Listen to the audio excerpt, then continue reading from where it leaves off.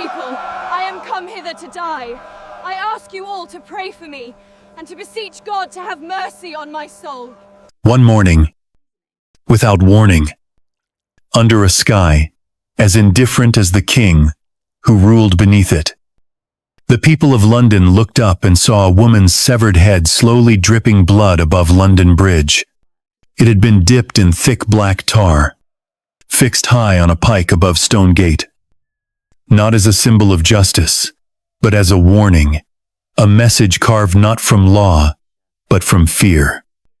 From a king terrified, not by armies, not by invasions, but by a voice, not even a voice, but a whisper that had risen from deep within the body of a sickly servant girl from Kent.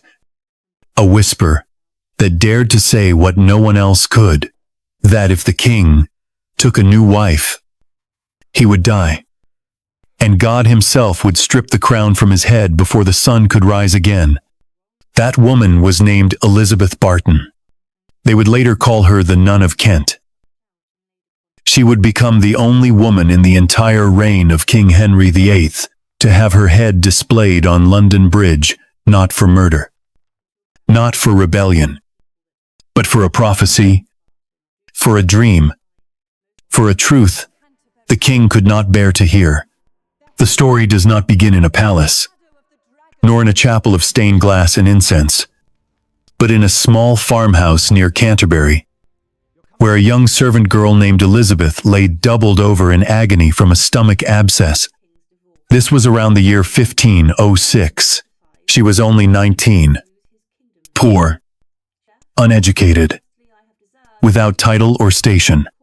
She worked for a farmer named Thomas Cobb, and when the pain grew too unbearable, so fierce, she could not eat, could not speak. I could barely breathe. Something happened. Her mouth stopped moving, but her body spoke. A voice, as those who heard it would later claim, rose from within her belly, low and echoing like the sound of wind through an empty cask, delivering words in tones neither human nor divine, predicting a child's death in the household. When that child died, just as she had said, the villagers began to believe she was chosen, not by man, not by any priest, but by heaven itself. And so it began. Her name spread across the region. Soon not just farmers and wives, but monks and bishops made pilgrimages to hear her speak. The Archbishop of Canterbury himself took interest, as did Bishop John Fisher, who would later lose his own head for defying this same king. Elizabeth was taken into the care of the nuns at St. Sepulchre's Priory and given a place not as servant, but as seer. Her visions were recorded, printed in books, and read aloud from pulpits. She became known as the Holy Maid of Kent. She was never formally educated, yet she spoke as if the Latin of Rome had been burned into her bones. They said she had healed people. They said she had cast out devils. They said she had seen the edge of heaven.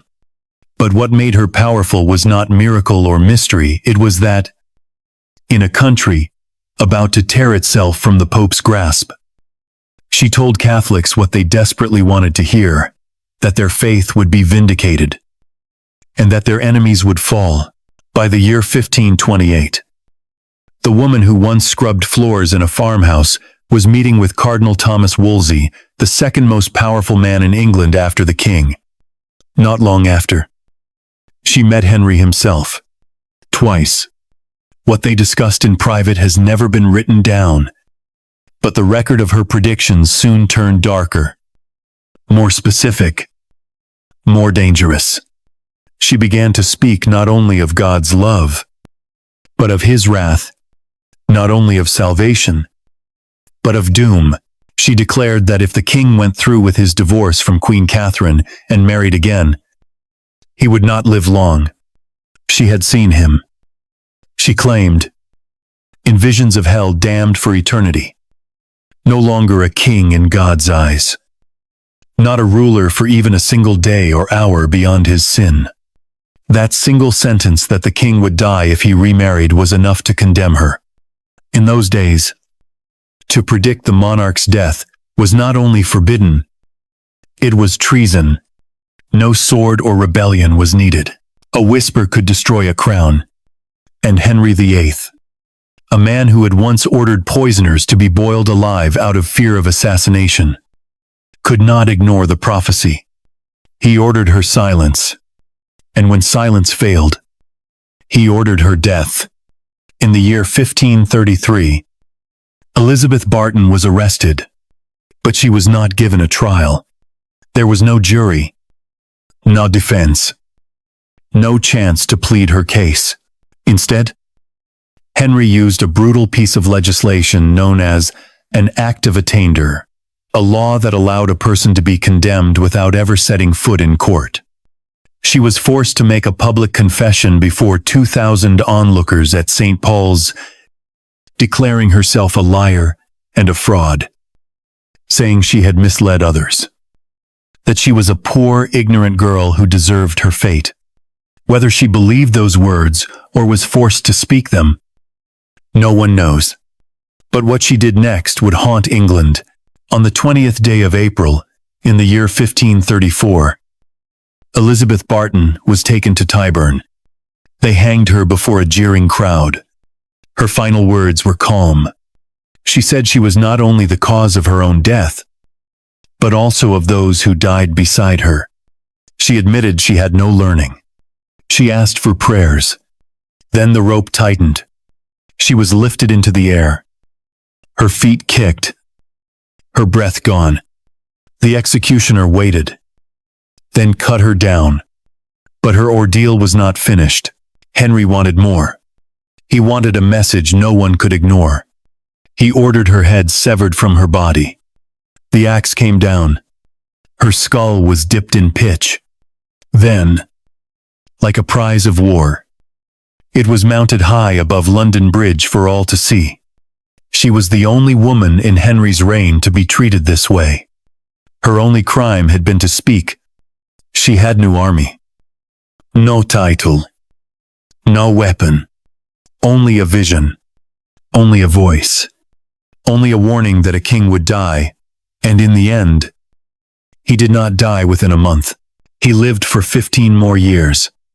But when he did die, it was in stench and silence, rotting from within, without mourners, without love, without mercy. And her head, though long gone, remained in the memory of a kingdom, too afraid to remember why it had once silenced the girl who dared to dream. There is something unearthly about a voice that does not come from the mouth, something that bends the edges of reason and creeps under the skin like a fever that will not break. Those who stood in the room with Elizabeth Barton said that when the visions came, her face twisted into shapes no human could hold for long. Her eyes rolled back so far, they disappeared behind her lids. Her tongue hung loose and lifeless, as if severed by invisible hands. And yet even in that broken silence, her body spoke, not her lips, not her mind, but her belly, echoing hollow and strange, like a spirit had taken residence in her ribs and decided to preach its truth. They said her stomach rumbled like a cask, rolling in an empty crypt. And from within it came the sweetness of heaven and the shriek of hell. And they believed her. Because what else could they do? Standing before a girl with no education, who spoke like the prophets of old, who predicted death with the solemnity of Scripture and made the walls hum with dread when she spoke. This was not a trick, at least not to those who first heard her. This was something holy, or cursed, or both. And the village believed because belief was all they had when a girl, who once swept their floors, now claimed to see the invisible. They gathered outside the house of Thomas Cobb to hear her speak, to watch the trance take her, to hold their breath as her body shook and her voice dropped into that unnatural register, and when her words came true. When children, she named, fell ill, when neighbors died as foretold, the murmurs began to rise, that she was not mad, but marked. The church took notice, and they sent men with robes and rings, and they listened with furrowed brows and cautious hearts. And in time, even they knelt. The Archbishop of Canterbury sent for her, as did Bishop John Fisher, a man who would one day kneel before an executioner's blade for refusing to betray the Pope. They tested her, and questioned her, challenged her. But the girl with no schooling answered like a scholar. And when she slipped again into one of her trances, and the room turned cold with the sound of that voice, not hers, and never hers, they began to believe that she was chosen. Elizabeth was taken into the priory, clothed in habit, guarded by nuns who bathed her feet and touched her forehead with reverence. She was not merely accepted, she was protected, elevated, sanctified. Word spread faster than parchment could hold ink. And soon, the Holy Maid of Kent was a name whispered in marketplaces, in churches, in courtrooms. Books were written. Priests came from across the land. She was called the Handmaiden of Heaven, the voice of Our Lady. And for many, she became the last thread of hope, holding back the storm of Reformation. Because it was not just her visions that made her dangerous, it was the timing. In those years, King Henry VIII stood on the edge of a spiritual earthquake. He had married Catherine of Aragon 2 decades earlier, a Spanish princess who had once been wed to his late brother. And for years, she bore him nothing but grief and a single living daughter. He wanted more sons, more power, more freedom from Rome, and so he turned his eyes to Anne Boleyn, a woman of sharp wit and sharper ambition. But the Pope would not grant an annulment, and Henry grew restless, then furious. He began to speak of his divine right to rule not only his kingdom, but his church, and whispers of heresy began to coil through the corridors of Whitehall. To most, it felt like the world was unraveling, but to Elizabeth Barton, it felt like a warning. Her visions changed. Where once she spoke of joy, she now spoke of fire. Where once she healed, she now condemned. She said the king's divorce would bring down the wrath of heaven. She said if he remarried, he would be cast into hell. She said God was displeased, and that if Henry took another wife, he would lose everything: his crown, his soul, his very breath. She spoke these words not only to her fellow nuns, but to the clergy, to monks, to commoners and lords. Her prophecies were recorded, repeated, published in pamphlets that fluttered across the land like ash from a great burning. At first, her warnings found eager ears: the devout, the frightened, the loyal to Rome, all clung to her voice like a rope in rising floodwater. She became not just a nun, but a symbol of resistance. And then, she was invited to meet the king. No one knows what passed between them, only that it happened twice. Both times in private. Both times during the height of his campaign to sever England from the Catholic Church. It is possible she warned him to his face. It is possible she begged him to reconsider. It is possible she merely sat in silence while he studied her, like a man trying to decide whether a storm could be reasoned with. But afterward, she did not stop. Her warnings grew louder and more specific. She declared publicly that Henry would die within 1 month of marrying again. She said he would no longer be king in the eyes of God, that he would fall like a branch cut from the tree of divine right, and that his name would be cursed. She described visions of him tormented in hell, stripped of crown and dignity, gnawed by devils for his betrayal of the true faith. These were not metaphors. These were punishable crimes. And the king heard every word. At first, he did nothing, perhaps hoping the problem would fade. or that her popularity would wane. But Elizabeth Barton was not fading. She was rising. Pilgrims lined the roads to see her. Monasteries circulated her words like scripture. Her name began to echo louder than Anne Boleyn's. And then, the tide turned. Henry's agents began to whisper that the nun had lain with priests, that her visions were born not of holiness, but of hysteria. Monks, who once protected her, were forced to renounce her. Those closest to her were dragged in for questioning. The papers that once praised her now called her a fraud. And still she spoke. And still she warned. Until silence could no longer be negotiated. In the year 1533, the king ordered her arrest. She was taken in the night, separated from her sisters, from her prayers, from the only place that had ever called her sacred. And though there were no trials, no juries, no chances to speak in her defense, a document was drawn up by Parliament under the king's command, an act of attainder. It named her guilty of treason, not because she had plotted, or killed, or rebelled, but because she had prophesied the death of the king. That was enough. They forced her to confess publicly at St. Paul's before a crowd of thousands. She stood in her habit, face pale, voice trembling, and called herself a liar. She said she had deceived the kingdom. She said she was the author of mischief. She said she was ignorant and sorrowful. She said the words they gave her, and when she finished, she bowed her head, not to the people, but to the wind, as if waiting for some voice, the one inside her belly, to return and carry her away. It did not come. What came next was the gallows, and soon after that, the blade.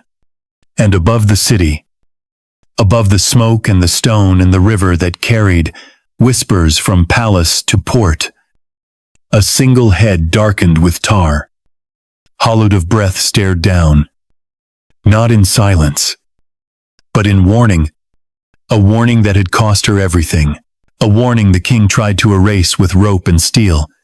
But even in death, Elizabeth Barton refused to be quiet.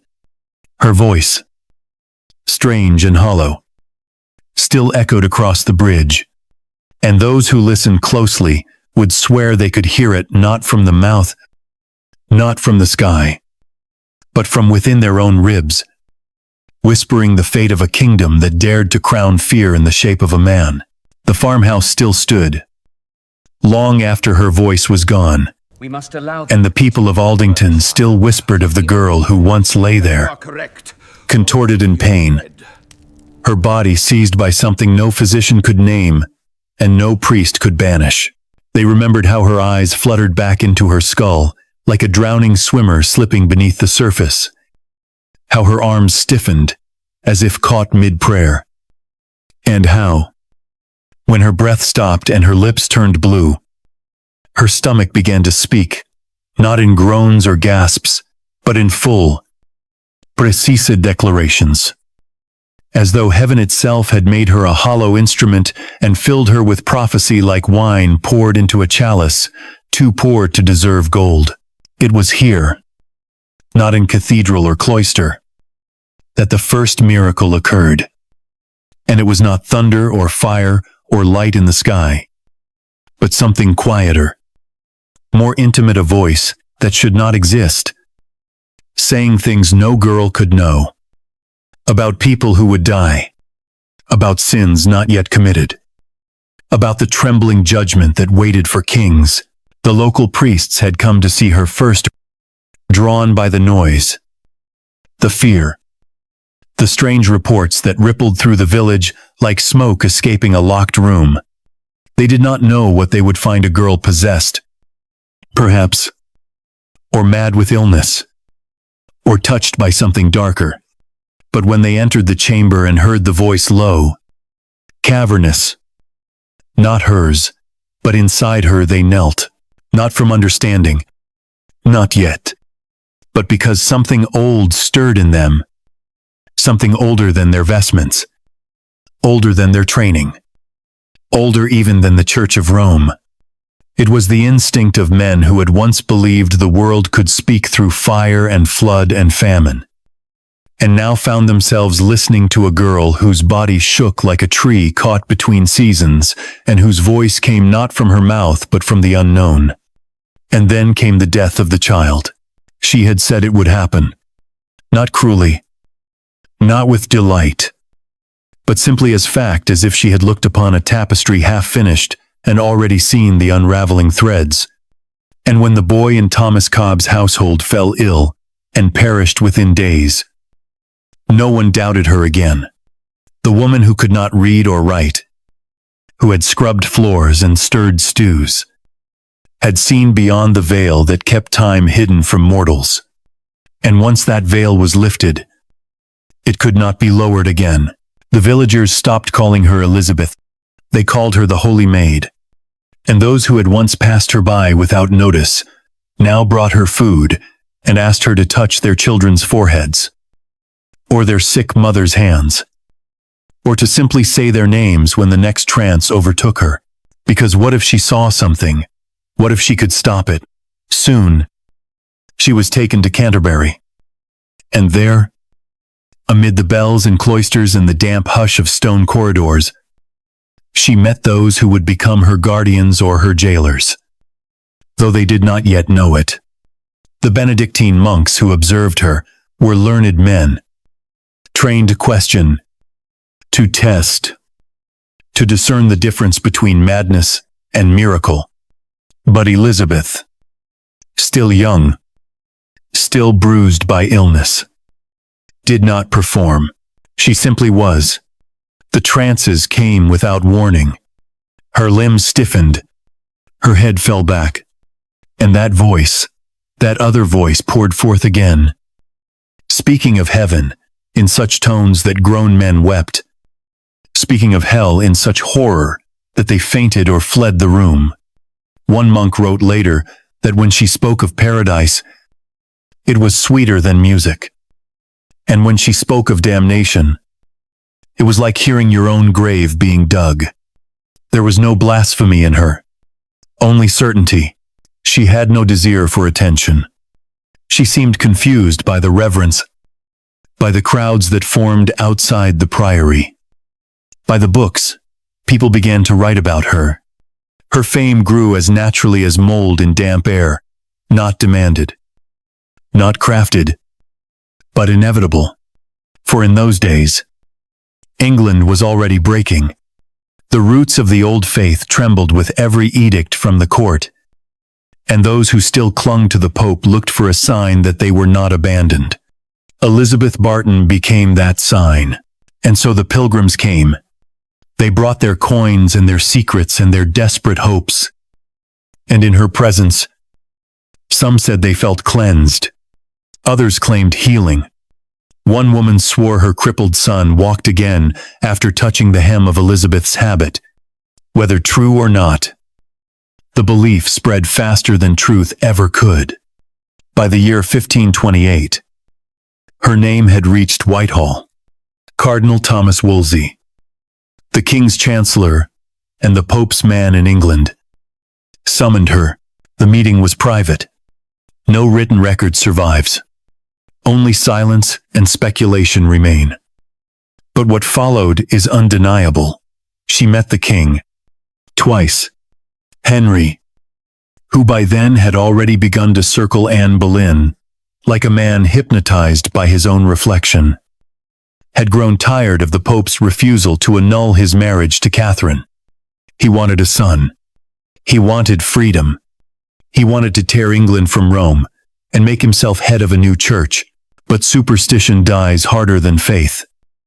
And even a king who claimed divine right paused when a girl from Kent, half sick and soft-spoken, told him that God was displeased. The first meeting may have been polite.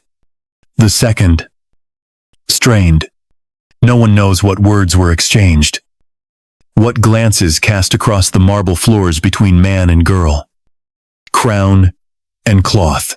But afterward, Elizabeth returned to Canterbury with a look in her eyes that many noted not fear, not pride, but something colder recognition.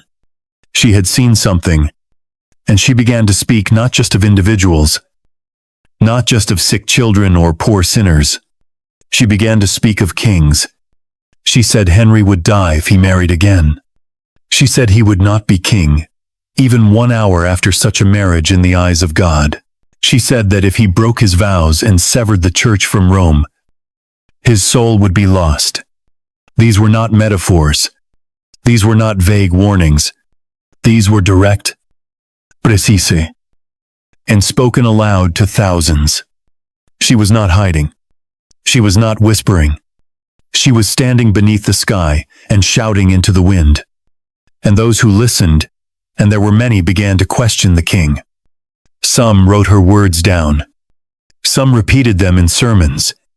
Some carried them to court, and with every echo of her prophecy, Henry's hands itched. The king had seen many threats, uprisings, assassins, betrayals from nobles and bishops. But none had come in the form of a woman barely 30 years old who wore no weapon, bore no title, and walked barefoot in the gardens of a priory. And yet she threatened him more than any French soldier or Spanish fleet, because she had touched something deeper than politics. She had spoken of death, his death, and kings, even those who tear down altars and build new gods in their image, are still mortal. In the chapters to come, we will follow the turning of the tide. The way Elizabeth's allies were made to recant, the way her visions were called hysteria, the way even priests who once swore she was holy were forced to swear she was false. But for now, let us remain in this moment when she still stood tall, when her words still rang true in the ears of thousands, and when the girl from Kent held the fate of a kingdom not in her hands, but in her breath. Because even before the axe was raised, even before the rope was tied, even before the law was bent to silence her forever, Elizabeth Barton had already done the one thing no one else could. She had made the king afraid of a nun, and not even Henry. For all his crowns and cannons and wives and wars could unsee what she had seen. The tide does not turn all at once. It shifts beneath the surface.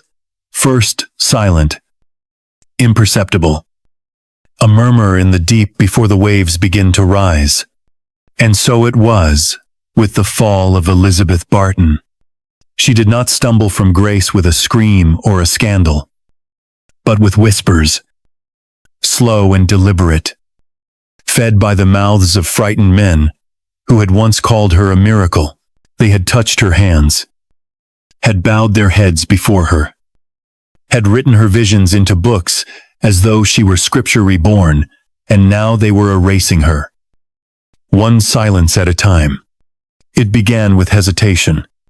A bishop who once praised her now spoke of her visions as strange, not divine. A monk who had sat by her bedside now said perhaps it had all been illness. A nobleman who once sought her blessing now claimed he had only visited her out of curiosity. They were not betraying her yet, not fully, but they were stepping back, inch by inch, as though her holiness had become a fire too dangerous to warm their hands beside. The king did not move quickly. He never did. Not when it came to those who had once served him well. He preferred to wait, to watch, to let the fear take root in others before he made it bloom. And so, while Elizabeth still walked freely among the cloisters, while pilgrims still pressed their lips to her sleeves and begged her to say their names aloud in prayer, the machinery of her destruction was already turning. The first move came, not from Henry, but from Thomas Cromwell, the king's architect of silence, the man who built scaffolds with laws instead of timber. He began collecting reports. He sent men to listen to her speeches, to transcribe her trances, to note the names of those who visited her. And the reports were damning not because they proved her false, but because they proved her powerful. Too many people believed her. Too many repeated her words. Too many feared the prophecy of a king's death more than they feared the king himself. And so the questions began. What did she gain from her visions? Who supported her? Who printed the books that carried her voice across the kingdom? And most dangerously of all, who else believed that Henry should not be king if he married Anne Boleyn? For that was the heart of it. Not the trances. Not the miracles. Not even the voice that echoed from within her chest like thunder wrapped in velvet. The crime was simple. She had named the king's sin. She had said it out loud. She had dared to suggest that the crown could be taken not by sword, but by judgment, and in doing so, she had torn the veil of divine authority from Henry's shoulders, revealing not a god, but a man. Still, they did not arrest her. Not yet. That would come later, when the wind shifted entirely. For now, they chose another path slower, more poisonous. They turned her friends against her, one by one. The men who had once championed her were brought in for questioning, and when questions did not work, pressure did. And when pressure did not work, threats. And when threats failed, they found new charges. Conspiracies, heresy, treason, and slowly, they peeled her circle apart, until the holy Maid of Kent stood alone, not yet condemned, but no longer protected. She must have known. She must have seen it. The way a deer senses the hunter long before the arrow flies. And yet she did not flee. She remained in her habit. She continued her prayers. She continued her warnings. And in doing so, she crossed the line that no woman, perhaps no soul, was allowed to cross. Under Henry's gaze, she would not be silent. Her final prophecy was spoken in the spring of the year, 1533. By then, Anne Boleyn had been crowned queen.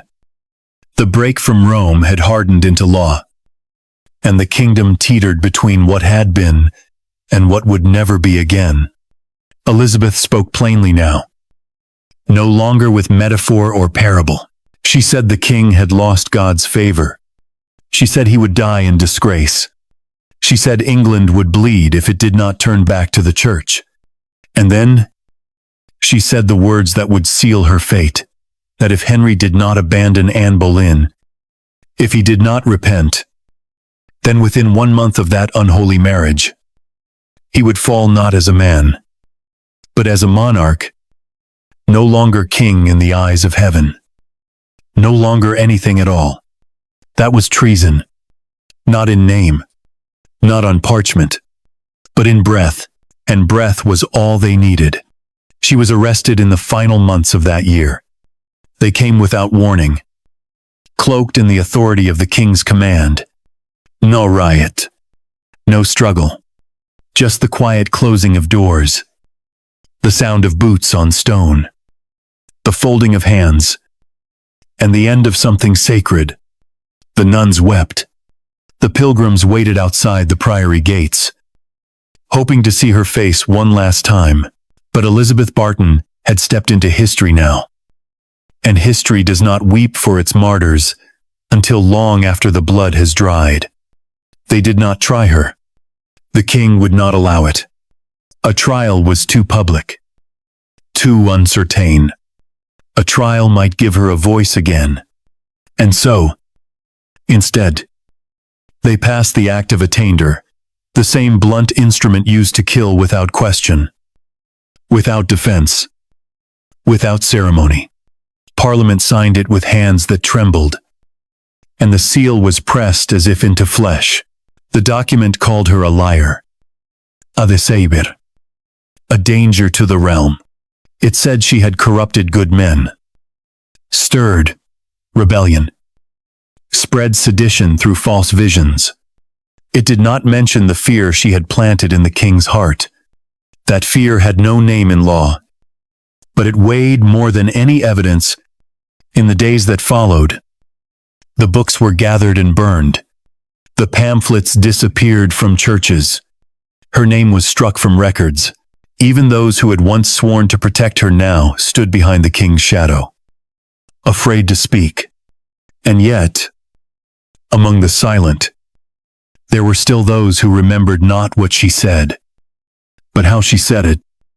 The way her voice did not tremble, the way her body did not break, the way she stood before bishops and nobles and said that truth was not afraid of crowns. And somewhere, in the chambers of Whitehall, Henry sat alone with the memory of her eyes, not accusing, not pleading, but knowing. In the chapters to come, we will walk with her to Tyburn, to the gallows, to the scaffold, where she did not scream. We will listen to her final words, her public confession spoken before thousands, where she bore not only her own guilt, but the weight of every man condemned beside her. And we will hear the silence that followed, a silence so deep, it bent the air around London Bridge, where her head was raised not in honor, but in fear. But before we go there, we pause in this moment, the last before the rope, when Elizabeth Barton still breathed, still prayed, still held in her ribs the voice that dared to speak of death to a king who believed himself eternal. Because that moment, quiet, trembling, defiant, is the one they could never burn. The scaffold had been built days before anyone dared to speak of it. The ropes were measured, the wood set firm in the earth at Tyburn, that place where the breath of justice turned sour and the air remembered screams. But this time there would be no riot, no clashing swords, no tumbling of nobles in velvet cloaks. This time, the weapon was silence, sharpened in parchment, dipped in fear, and swung from the hand of a king who no longer needed to shout to be obeyed. When the name Elizabeth Barton appeared in the Act of Attainder passed by Parliament, there was no debate, because no one dared to speak against the crown. The law said she was guilty, and in those days, what the law said could not be undone. Not by priest, not by reason, not even by God. She was not the only one condemned. That was part of the design, to bury her not in isolation, but in a crowd, to drown her voice among the others, so that no one could say her death was special. 5 men were named beside her: monks, friars, churchmen who had once stood beside her, who had believed as she did, who had repeated her prophecies, or simply refused to call her a fraud when the tide turned. Some had written her words down. Some had defended her against Cromwell's agents. Some had merely listened. That was enough. In the King's England, to listen was to betray. And so they were gathered, judged in absence, and sent to die, not for swords drawn, but for ears open. She was not afraid. Or if she was, she did not show it. From her cell, she wrote no pleas. She made no appeals to Rome. She did not ask for mercy. Instead, she prepared for death with the same quiet certainty that had once made even bishops kneel before her. Those who saw her in those final days said she was calm, her voice soft, her eyes clear. There were no trances, no trembling visions, no more prophecies. She knew now what waited, and in that knowing, there was a kind of peace. The crowd gathered early on the morning of the execution. Some came out of loyalty. Some came out of hatred. Most came out of hunger, not for food, but for blood, for scandal, for the thrill of seeing a woman hanged, for telling the king he would die. They had heard the stories. The holy maid, the voice from the belly, the nun who dared to curse the crown, and now they would see her fall. Over 2,000 souls pressed together at Tyburn, their breath forming clouds in the early spring air. The wood creaking under the weight of history, already beginning to write itself in their bones. She walked to the scaffold in her habit, the rope already dangling like a question with no answer. The executioner stood ready, hands calloused, face blank. He had seen many die verfix their 20 but none like her. She stepped forward, her face pale but unflinching. And before the rope was placed around her neck, she turned to the crowd not to beg, not to protest, but to confess. Her words were soft, but carried on the air like incense from a dying candle. She said she had been the cause of her own death. She said she had deceived others. She said she had been a poor, unlearned woman, and that those who followed her had done so at their own risk. She said she was sorry, not for her visions, she never said they were lies, but for the pain they had caused. She asked for prayers. She asked for mercy. She named no enemies. She cursed no king. She simply opened her hands and said, "I am ready." And then the rope was placed, and the floor dropped, and the crowd fell silent. The body of Elizabeth Barton swung once, then stilled. The executioner waited, counted, then cut her down. But her story did not end there. The king was not yet satisfied. Death was not enough. There had to be a warning, a display, a mark upon the land that would echo longer than her voice ever could. And so her head was taken separated from her shoulders by the blade, dipped in boiling tar, and carried through the streets to London Bridge. There, it was raised above Stone Gate, where only the worst traitors were displayed, where the wind blew cold, and the birds circled with eyes like judgment. No other woman in Henry's reign suffered that fate. Not Anne Boleyn, who died in the Tower. Not Catherine Howard, who followed. Not even the so-called witches and heretics who burned for refusing his new faith. Only Elizabeth Barton, the nun who saw too clearly, who spoke too freely, who believed too deeply. Her head remained there for weeks, perhaps longer, until the features blurred beneath the blackened pitch, until she was no longer a face but a shape, a warning, a question. Children looked up and asked their mothers who she was. Soldiers passed beneath and would not meet her eyes. Priests crossed themselves, silently, and hurried by. And still, in the churches, the memory of her voice lingered.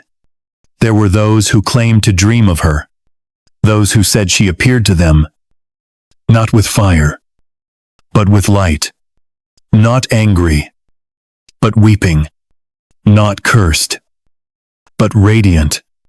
They spoke of her not as a traitor, but as a martyr, and though the king sent out edicts forbidding any prayer to be made in her name, though the pulpits fell silent on her memory, though the books that once bore her prophecies were burned in the palace gardens, the legend grew not in ink, but in breath, in whispers passed from mother to child, from monk to novice, from one faithful soul to another in the darkness before dawn.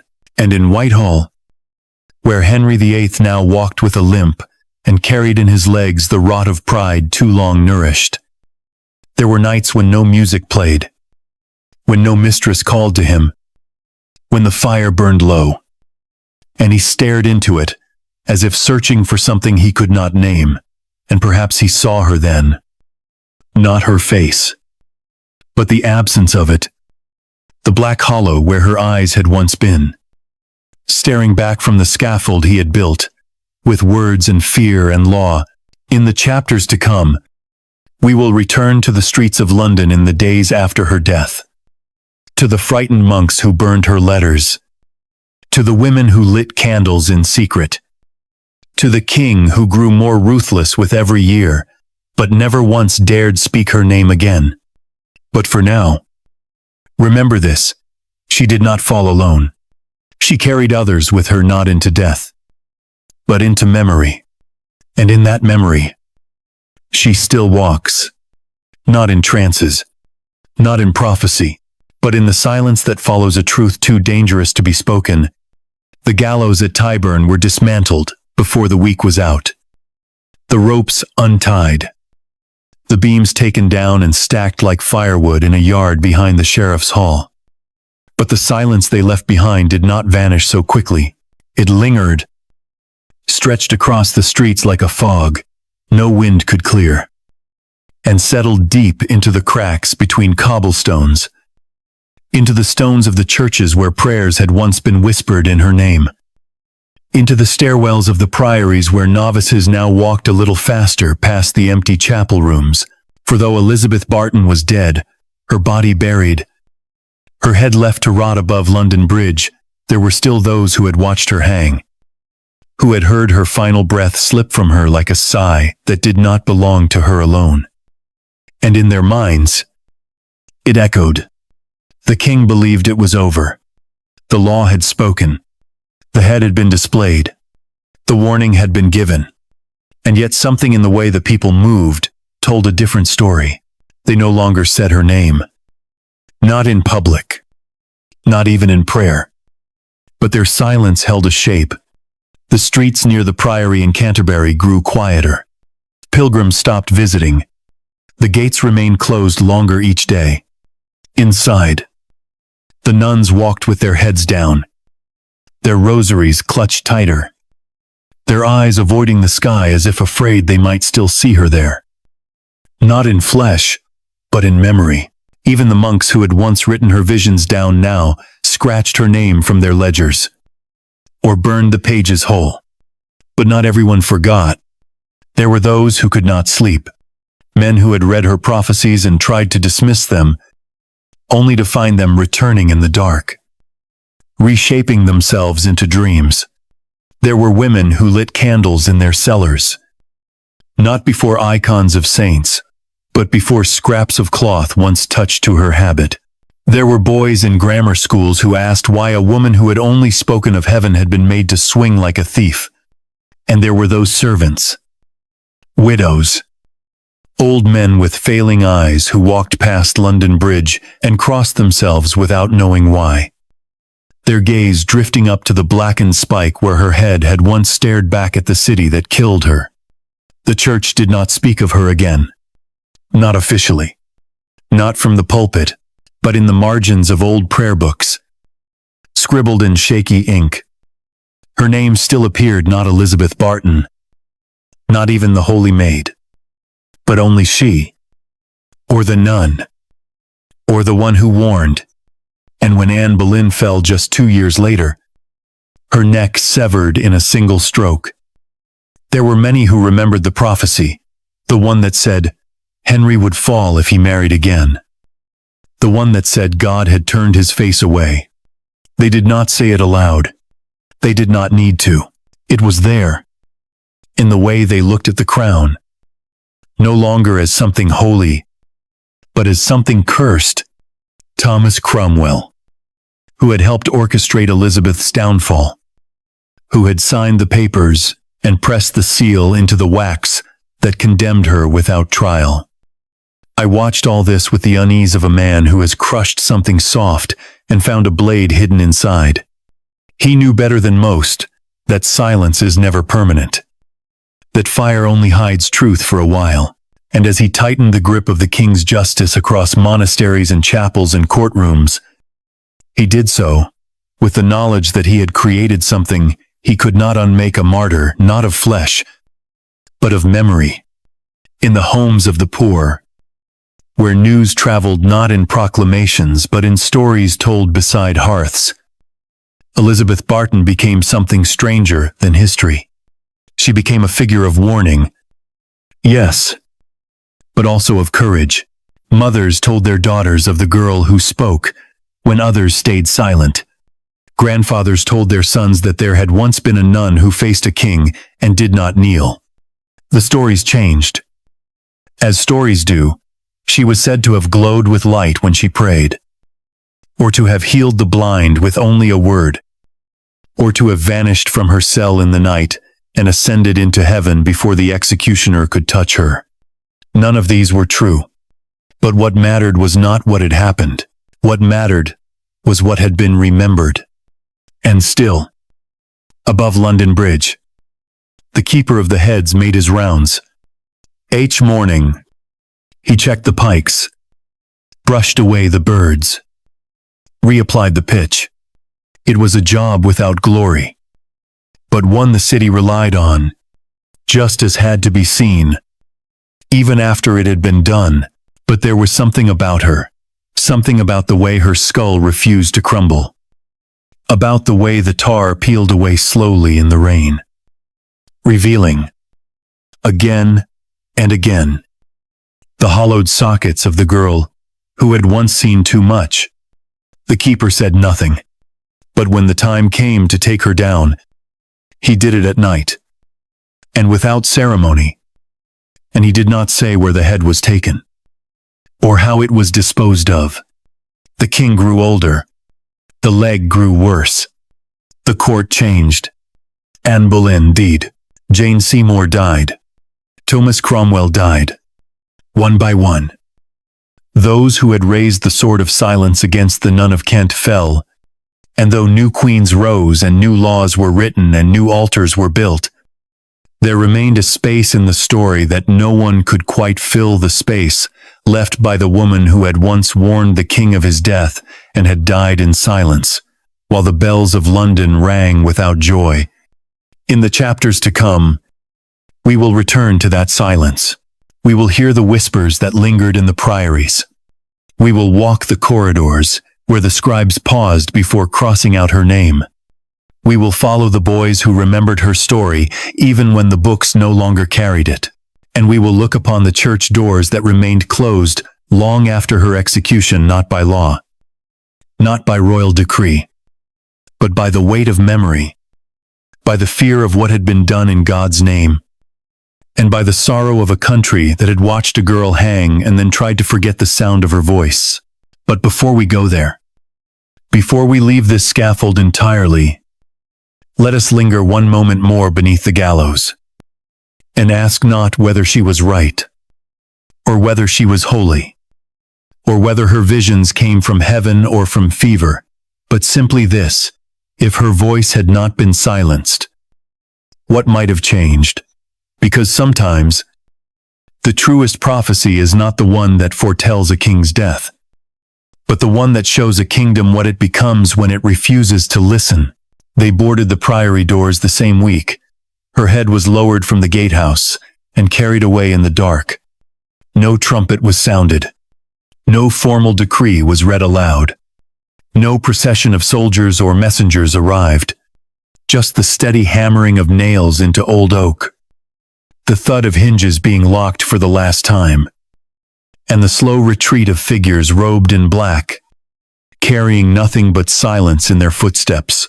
The priory that had once sheltered the holy Maid of Kent, where pilgrims had once waited in line for a chance to glimpse her face or touch the sleeve of her habit, was now nothing more than a stone husk, hollowed by fear. And in that silence, something took root that no rope could choke: doubt. Not rebellion, not defiance, just the soft, persistent weight of wondering whether something sacred had been broken. Not by the woman who had spoken prophecy, but by the kingdom that had silenced her. The nuns dispersed, sent to other houses, scattered like ash in the wind. Some obeyed, some vanished, some wept so hard they had to be carried out. In the empty halls they left behind, the candles burned low for one final night, their wax pooling like tears in the shallow dishes. And then the darkness settled in, not just in the priory, but in the hearts of those who had once believed, because if she had been false, why had the king feared her so much? And if she had been true, what did it mean that truth could be hanged? The streets of London shifted after her death. Not outwardly. The market bells still rang. The Thames still rolled past the towers and bridges. The king still rode through the city on feast days, dressed in velvet, his new queen at his side. But beneath the surface, something changed. The jokes stopped. The whispers thinned. In the churches, the preachers now looked twice before speaking of visions or divine punishment. In the taverns, no one mentioned her name. Not out of loyalty to the crown, but out of fear that even remembering her might be a kind of treason. And yet, the people remembered. They remembered not the trials, for there had been none, but the quiet way her body hung at Tyburn. Unmoving, unmourned by the men who once called her sacred, they remembered the voice. Not from her lips, but from her belly. The strange echo that had once filled a farmhouse with dread and wonder. They remembered the day she said the king would die if he defied the church. They remembered the look in her eyes when she spoke of hell. And some remembered the last words she spoke. Not from the scaffold, but years before, when she had said that if England did not return to God, it would lose more than its soul. In small chapels along the coast, where the tides spoke more often than kings, there were still candles lit in secret. In fields beyond the city, children were warned not to speak too loudly about the nun who saw too much. In the northern shires, where loyalty to Rome still lingered in the stones of old monasteries, the monks sometimes paused mid-psalm when they came to verses of judgment, as if hearing a voice not written in scripture but still carried in the walls.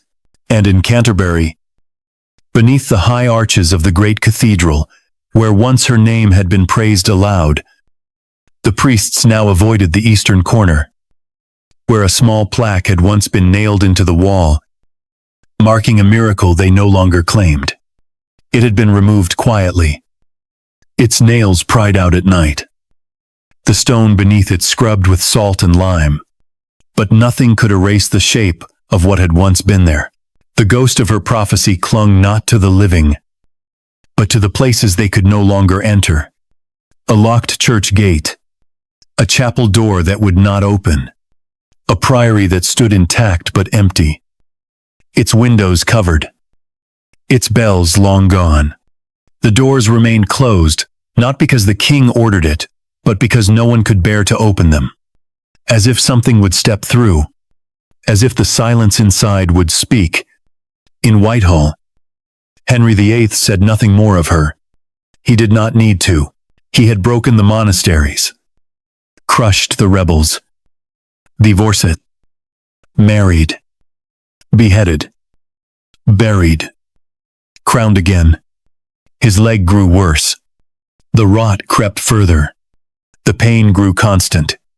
And those who served him in the later years knew better than to bring up old names. But every now and then, when a bishop wavered in his loyalty, or a nobleman spoke too boldly of Rome, the king would pause and his eyes would grow cold and he would say, very softly, remind him how we dealt with the nun, and nothing more needed to be said. But not all reminders are threats. Some are questions. In the years after her death, as new prayers were written and new laws made, the people began to ask in quiet places, who was she? Truly, what did she see? What did it mean that her voice had come not from learning but from suffering? From the body of a poor girl, bent in pain, in a Kentish farmhouse. What did it mean that her words had shaken a throne? Not with armies, but with faith. And what did it mean that such a woman could be executed without trial? Her head nailed to a bridge, as if it were a flag. They did not ask these questions aloud, but they lived them. In every sermon that no longer mentioned prophecy, in every book rewritten to omit her name, in every priest who skipped over her vision, in every child taught to forget her. But the forgetting never worked, because forgetting is not the same as silence, and silence has an echo. In the chapters to come, we will trace that echo across fields where the earth never grew back after the fires, across abbey ruins where the wind still speaks like chant, across generations who carried her story in their blood even when no one dared to write it down. We will listen for the voices she awakened, not the thunder of rebellion, but the quieter sound of belief buried and unburied. Again and again, in the soil of a kingdom, too afraid to remember what it did to a girl who spoke of death, and lived long enough to see her prophecy begin. But before we leave the churches, the priory doors, the haunted chapels that refuse to open, let us remember this. It was not the gallows that silenced her, nor the king, nor the law. It was the crowd that stopped listening, the faithful who turned their backs, the friends who closed the doors. And yet, even locked behind wood and stone, her voice remains, not in words, but in the doors that will not open. The years passed, as they always do, not quickly, not kindly, but with the patient erasure of memory that leaves behind only what refuses to die. England changed its face again and again. Queens were crowned and uncrowned, alliances forged and broken, children born and buried before they could speak. The bells of St. Paul's rang for one monarch, then another. The laws were rewritten, then rewritten again. Altars were smashed, rebuilt, then smashed once more.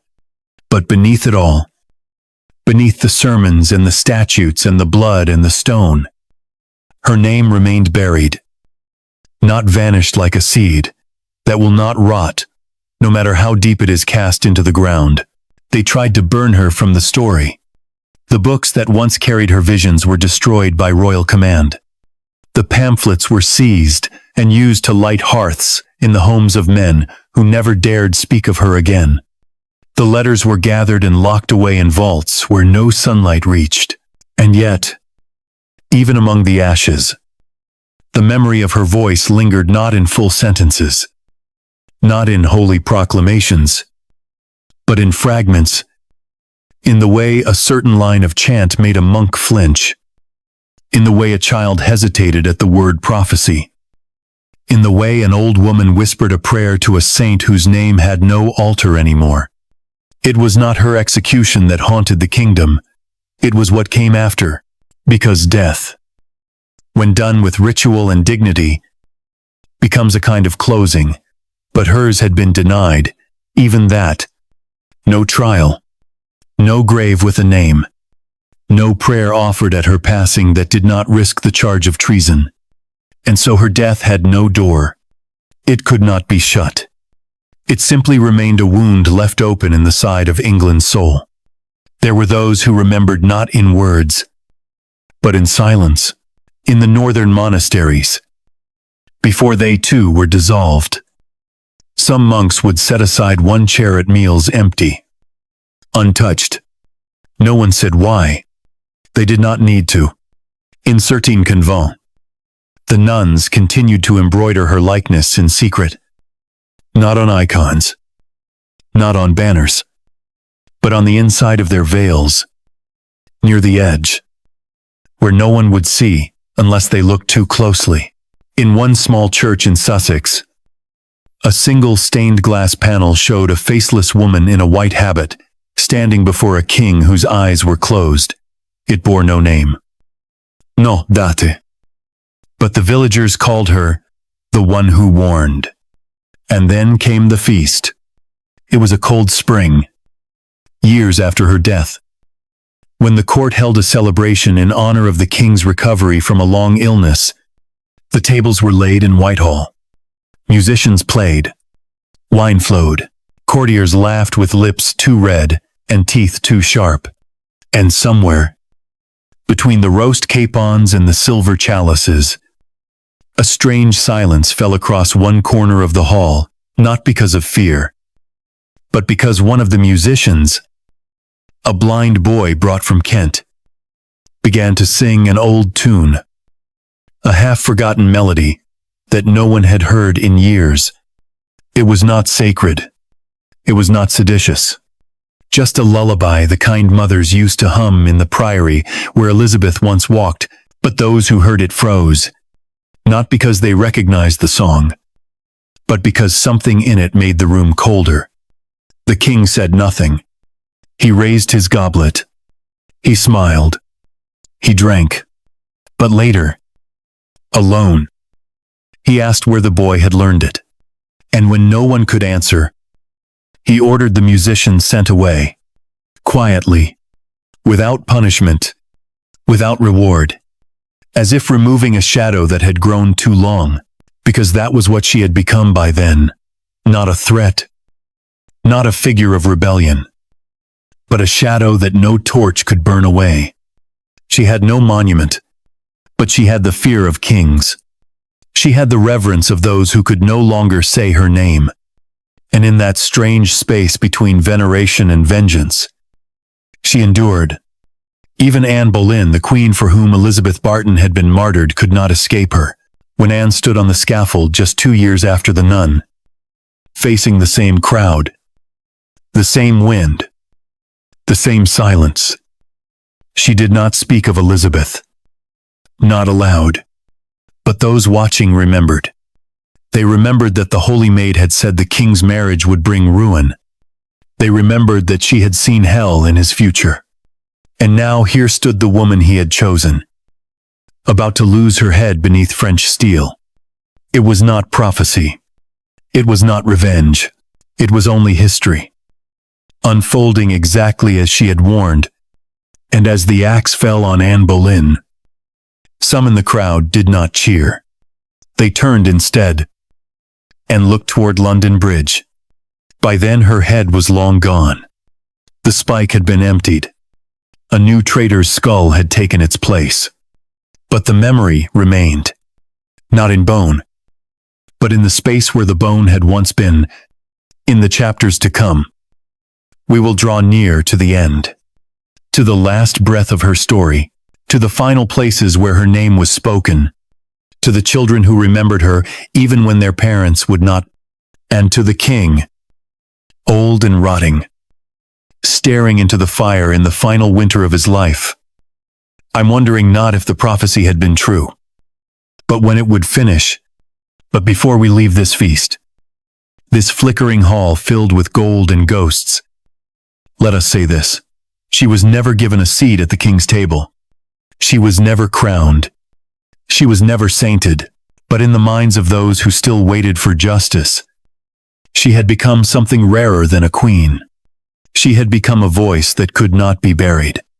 The king died in winter, not with fire, not with glory, not with hymns echoing in cathedral vaults, but with silence. He lay bloated and broken in a bed too grand for a man too heavy to be moved. The leg that blackened, reeking leg had been opened again and again by his surgeons, drained and wrapped and prayed over. And still it wept. His breath came thick, wet, with decay. He was surrounded not by children, not by queens, not by loyal friends, but by attendants who watched him like a flickering candle, waiting for it to finally gutter. The man who had commanded nations now could not command his own body. He had once been a prince, golden and proud, jousting in the spring air, praised by poets and feared by popes. But here, in this room of dusk and incense, he was only a man dying, as all men die, with the weight of what he had done pressing down on his chest like stone. No one spoke of her name then. No one dared. The courtiers moved softly through the chambers, whispering of succession, of regents, of the boy king to come. But somewhere, in the folds of that cold palace, her shadow stirred, not visible, not voiced, but present, because when Henry VIII died in the year 1547, there were those who remembered that she had told him he would not die a king in the eyes of God, that if he took another wife, if he broke from Rome, if he defied heaven, then death would come for him not as a man anointed, but as a man condemned. And now here he was, dying in agony. the clergy unsure whether to offer last rites in Latin or English, the realm unsure what to pray for, and his legacy sealed not by triumph, but by rot. They buried him in St. George's Chapel at Windsor, in a vault beside Jane Seymour, the only wife who had given him a son. There were no monuments for the others. Anne Boleyn had no tomb with his name beside hers. Catherine Howard had no resting place at all, and Elizabeth Barton, the nun whose voice had once brought the king to silence, had nothing. No stone, no slab, no cross to mark where she lay. Only the bridge, long since scrubbed clean. Only the wind above Tyburn. Only the quiet in the corners of chapels that refused to forget her. But people did remember. Not all. Not loudly. But enough. In Sussex, an old woman taught her granddaughter how to make the sign of the cross, the way the Holy Maid had done it 3 fingers. Slow. Pausing just above the heart. In Yorkshire, a monk in exile wrote her name in the margin of a Bible before closing it forever. In Flanders, a merchant's daughter lit a candle on the feast of St. Catherine and whispered a prayer meant for someone else. And in a dark chamber in a Protestant court, a boy who would become a man with his own crown read a line in an old history. A line about a woman who had dared to say the king would fall and he did not laugh. She lived in footnotes, in rumors, in the pause before confession, in the silence that followed, a question no priest wanted to answer, in the reigns that followed the boy king, the burning queen, the virgin queen. Her name was never revived officially. She was not canonized. She was not rehabilitated. The Church of England moved on, turned its eyes toward new martyrs, new enemies. But every time a prophet rose, every time a girl claimed visions, every time a peasant spoke too boldly about the soul of a monarch, the court remembered, and though they never said it aloud, they remembered Elizabeth Barton. They remembered what it meant to be afraid of a voice. Not a rebellion, not a riot, not a war, just a voice. In time, her name faded from the lips of the living. But history has its own breath. It breathes through the gaps. It whispers in the places we try to leave empty. And centuries later, when scholars brush the dust from old court documents, when they read the act of attainder with her name scrawled beside the names of monks and traitors, they stopped. They read the charges again, and they asked, was this justice? Was this fear? Was this the beginning of something darker? Because the story of Elizabeth Barton was never about a single execution. It was about what a kingdom becomes when it kills what it cannot understand. When it chokes the voice of a woman not for what she did, but for what she knew. She knew he would not die a king in heaven. She knew the crown would grow heavier than the man. She knew that England, once broken from the church, would never again be whole. And she said it. She said it aloud. And for that, they hung her until her breath was gone, and raised her head so high above London that even God, perhaps, had to look away. But now you have heard her name. Now, in this quiet hour before sleep, when the streets are still and the bells have stopped, her story has returned. Not to haunt you, but to ask you one final question. What if she had been right all along?